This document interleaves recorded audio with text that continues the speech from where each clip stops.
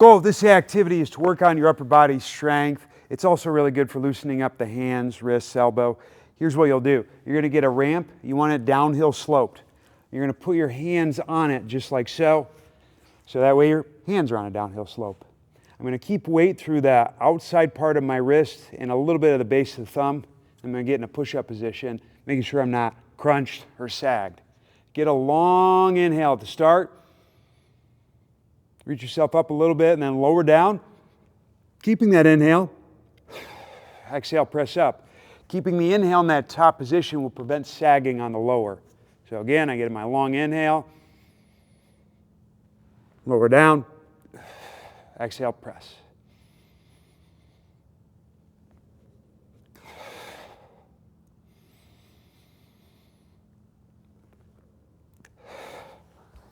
And that's how it's done. Give it a shot.